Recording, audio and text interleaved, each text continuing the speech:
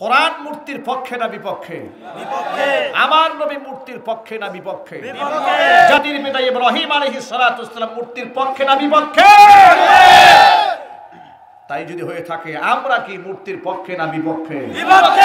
কোন মুসলমানের সন্তানের মূর্তির পক্ষে অবস্থান থাকতে পারে না। যার মূর্তির পক্ষে অবস্থান থাকবে সে ব্যক্তি মুসলমান হতে পারে না।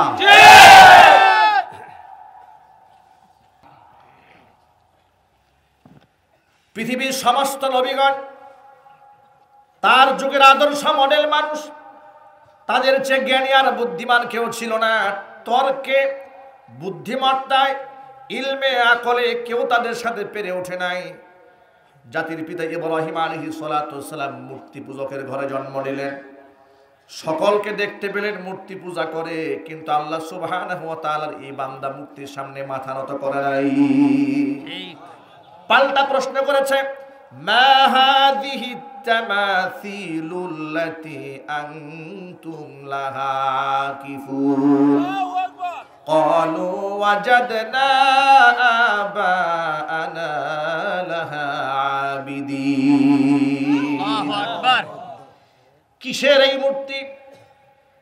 আমি তো দেখতে পাই যে তোমরা এগুলার পূজা করো, সেজদায় পড়ে থাকো। কারণটা কি? এগুলা কিসের মূর্তি?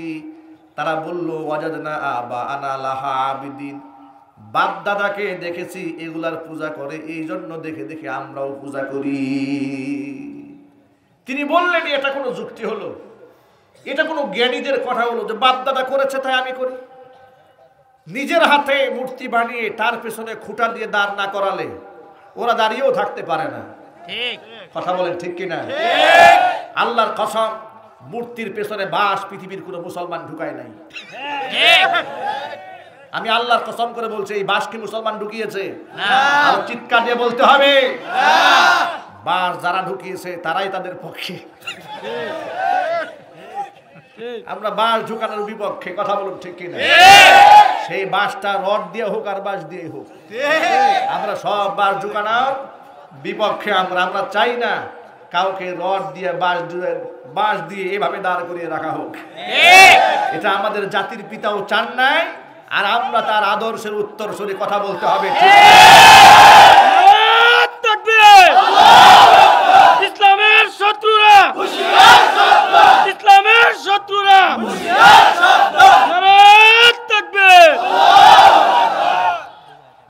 ভাইরা আমার, এভাবে আল্লাহ সুবহানাহু ওয়া তাআলা জ্ঞানে, বুদ্ধিমত্তায় সমস্ত নবীদের সম্মান পৃথিবীর মধ্যে প্রতিষ্ঠিত করে রেখে দিয়েছেন। কেউ তাদেরকে লাঞ্ছিত করতে পারে নাই।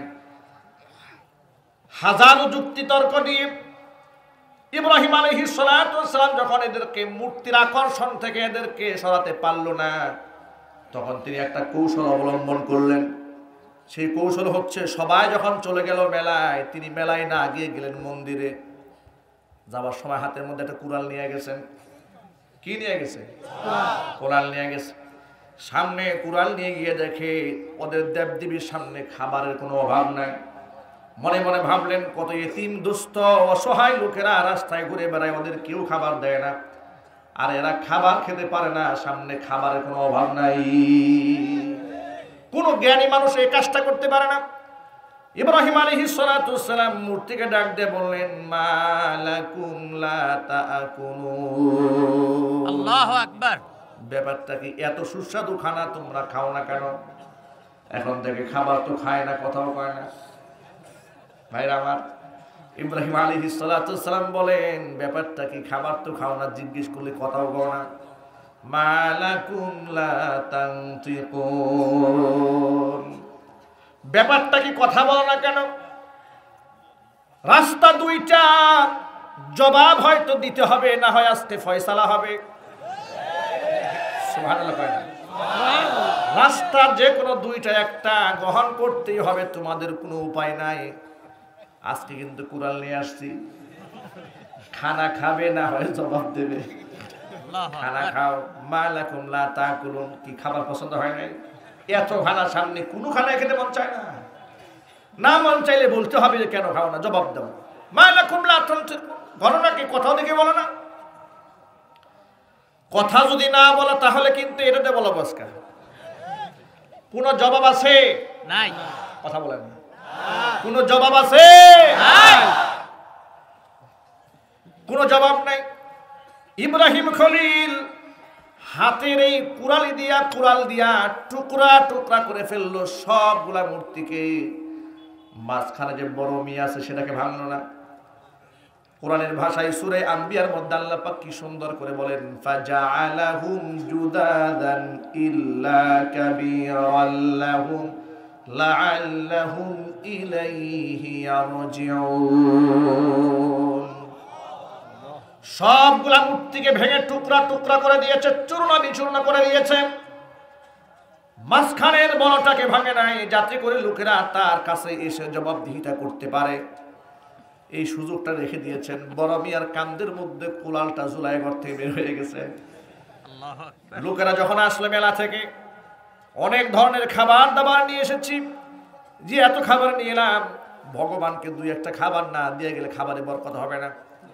তখন কিছু খাবার দেওয়ার জন্য তারা পুনরায় মন্দিরের মধ্যে ঢুকেছে। মন্দিরে খাবার দিতে গিয়ে দেখে ক্ষুধার কাম তো হুদা,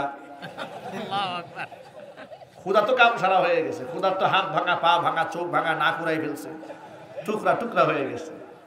ভাইরা আমার, তারা বলল, ক্বালু মান ফাআলা হাযা বিআলিহাতিনা ইন্নাহু লামিনাজ জালিমিন। আমাদের এই দেবতার সাথে এই আচরণ কে করলো? নিঃসন্দেহে সে জালেম। জালেম না হলে ক্ষুধার ঠ্যাং ভাঙে। কত বড় জালেম! নিঃসন্দেহে সে জালেম। কে এই কাজটা করলো? তদন্ত কমিটি গঠন করা হলো, গোয়েন্দা সংস্থার লোকদেরকে ছেড়ে দেওয়া হলো। রিপোর্ট নিয়ে এসে নমরুদের সামনে এসে বলছে যে আসামি ধরা পড়ে গেছে, আসামি পেয়ে গেছি। আসামি কোনটা? বলে আসামি একজন আছে, আপনার মন্ত্রীর ছেলে। নাম কি? নাম হলো ইব্রাহিম। কেমনে বুঝলা? ক্বালু সামি'না ফাতান ইয়াযকুরুহুম ইউকালু লাহু ইব্রাহিম। সব সময় এই যুবকটাকে দেখতাম এগুলার সমালোচনা করে, সব সময় দেখতাম এই যুবকটা সারাটা জীবনভর মূর্তিগুলার সমালোচনা করে। আমরা দৃঢ় বিশ্বাস করতে পারি ওই ইব্রাহিম ছাড়া এই কাজটা কেউ করে নাই। বলে তাই নাকি? বলে হ্যাঁ। ক্বালু ফাআতু বিহি আলা আ'য়ুনিন নাসি লাআল্লাহুম ইয়াশহাদুন। তাহলে এক কাজ করো, ইব্রাহিমের বিচার হবে, সবার সামনে ইব্রাহিমকে হাজির করো, সবার সামনে তার বিচার হবে, ফয়সালা হবে। লাঞ্ছিত হতে হবে, বেইজ্জত হতে হবে। এত বড় সাহস তার! আমাদের দেবতার সাথে নাফরমানি করেছে, তার বিচার হবে, তার অপমান করা হবে। ভাইরা আমার, মেহেরবানি করে আপনারা এক বাক্যে জবাব দিয়ে বলেন, ইজ্জত দেওয়ার মালিক কে? আল্লাহ। সম্মান দেওয়ার মালিক কে? আল্লাহ। আল্লাহ পাক যদি কাউকে সম্মান দেন, তাকে কেউ লাঞ্ছিত করতে পারে না। তারা পরিকল্পনা নিয়েছি ইব্রাহিম আলাইহিস সালাতু ওয়াস সালামকে লাঞ্ছিত করবে। আর আল্লাহ সুবহানাহু ওয়া তাআলা পরিকল্পনা এটে বসে আছেন, যারা লাঞ্ছিত করার জন্য ডাকবে ওদের নাক কেটে মাটির সাথে আল্লাহ পাক মিশাইয়া দেবে। ইব্রাহিম আলাইহিস সালাতু ওয়াস সালামকে হাজির করা হলো।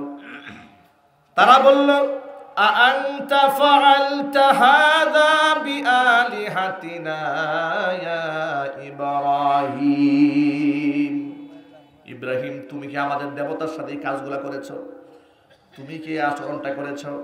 ইব্রাহিম আলাইহিস সালাতু ওয়াস সালাম একজন নবী ছিলেন, মিথ্যা কথা বলতে পারেন না। নবীদের জবান থেকে মিথ্যা বের হয় না। নবীদেরকে হিফাজত করেছেন কে? আল্লাহ। তবে তিনি কথা বলার ক্ষেত্রে একটা কৌশল অবলম্বন করলেন। কৌশলটা হচ্ছে, ক্বালা বাল ফাআলাহু কাবীরুহুম হাদা ফাসআলুহুম ইন কানু ইয়ানতিকুন।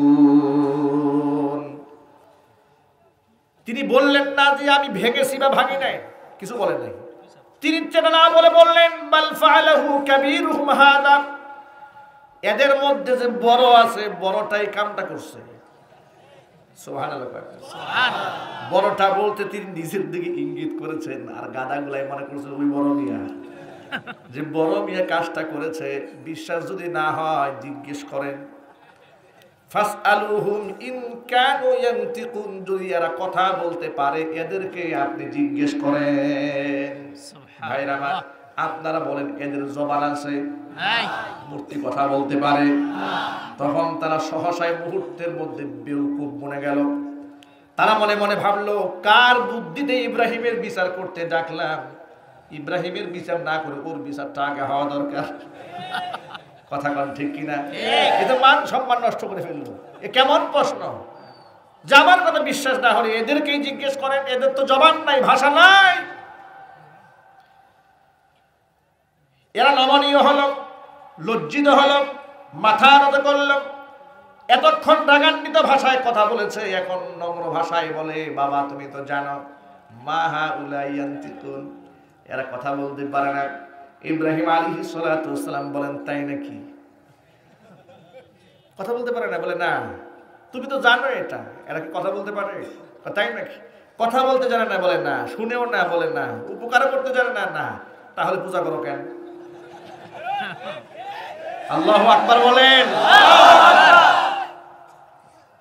কথাও বলতে জানে না, শুনতেও জানে না, উপকার করতে জানে না, অপকার করতে জানে না। অন্যের উপকার করবে দূরের কথা, নিজের হাত পা ভেঙে ফেললে নিজের প্রতিবাদটাও করতে পারে না। উফিল্লাকুম ওয়ালিমা তা'বুদুনা মিন দুনিল্লাহি আফালা তাকিলুন। মাথায় মগজ নাই, হিরো নাই, ভালো মন্দ কিছুই বুঝো না। ধিক্কার তোমাদের জন্য, আর আল্লাহকে বাদ দিয়ে তোমরা তাদের পূজা করো, এদের জন্য ধিক্কার। যুক্তিতে তর্কে ইব্রাহিম খলিলকে যখন ওরা হারাতে পারল না, তখন তারা পেশি শক্তি ব্যবহার করার জন্য সিদ্ধান্ত গ্রহণ করলো। সবসময় একটা মূলনীতি আপনার মনে রাখবেন, জালেমের আচরণটা এমনই হয়। জালেম যখন বাস্তবতাকে উপেক্ষা করে, যুক্তিতে তর্কে আদর্শে যখন বাস্তবতায় যখন ও হেরে যায়, পেশি শক্তি ব্যবহার করে সেখানে তারা বিজয়ী লাভ করতে চায়। তখন তাদের মুখ থেকেই ভাষা বের হয়ে যায়, আসেন হাত ভেঙে দেব, ঘাড় মটকায় দেব, পানিতে ভাসায় দেব। এগুলা হচ্ছে ওই নমরুদের মতো পেশি শক্তি ব্যবহার করা। কারণ তারা যুক্তি দিয়ে, কোরআনের আয়াত দিয়ে, হাদিস দিয়ে, বাস্তবতা দিয়ে যখন প্রমাণ করতে কোনো কিছুতে না পারে, হেরে গিয়া নমরুদের মতো চিৎকার করে পেশি শক্তি দেখাতে চায়। তারা বলে, ক্বালু হাররিকুহু ওয়ানসুরু আলিহাতাকুম ইন কুনতুম ফাইলিন। এর সাথে যুক্তিতে গিয়া লাভ নাই, তর্কে গিয়া লাভ নাই। ক্ষমতা যেহেতু আমাদের, ক্ষমতা দেখাইয়া দাও। ঠিক কথা কয় না? ক্ষমতা যেহেতু আছে, ক্ষমতা দেখাও। ইব্রাহিম দা আগুন দিয়ে পুড়ায় মারো, হত্যা করো, তাকে জ্বালায় দাও। তোমাদের দেবতাকে সে লাঞ্ছিত করেছে, তাকে তোমরা সাহায্য করো। দেবতার মান সম্মান যদি টিকাইতে চাও, এরা আগুন দিয়ে পোড়াও। ভাইরা আমার, দেবতার মান সম্মান ইব্রাহিম খলিল নষ্ট করলো না, এরা নষ্ট করেছে। আরো যদি বলেন, কারণ দেবতার অসারতা এদের বক্তৃতার মাধ্যমে, যুক্তির মাধ্যমে জাতির সামনে প্রমাণিত হয়েছে। জোরে জোরে বলেন সুবহানাল্লাহ। তখন তারা বলতে লাগলো, এর আগুন দিয়ে পুরায় মারো। ভাইরা আমার, হাজার হাজার বছর পর এ দুনিয়াতে ইব্রাহিম আলাইহিস সালাতু ওয়াস সালামের আদর্শের সৈনিক যেমন আছে, নমরুদের আদর্শের সৈনিকও আছে। আর কথা বলেন, আছে না নাই? ইব্রাহিমের আদর্শের সৈনিক যারা, তারা মূর্তি পছন্দ করতে পারে না, মূর্তির পক্ষ নিতে পারে না। কারণ হলো ইসলামের সাথে, তাওহীদের সাথে মূর্তির কোনো সম্পর্কই থাকতে পারে না। কলিজা বড় ব্যথা নিয়ে একটা কথা বলে ফেলি, মূর্তির পক্ষে মুসলমান কথা বলবে, এ কথা আমি আমার জীবনে কোনোদিন কল্পনাও করি নাই। ইখতিলাফ হতে পারে, মাসআলা নিয়ে বিতর্ক হতে পারে, কিন্তু শিরকের পক্ষে কোন মুসলমান কথা বলবে, আল্লাহর কসম, আল্লাহর কসম, আমি কোনোদিন ভাবতে পারি নাই। কিন্তু বাস্তবতা এটাই দেখা যায়।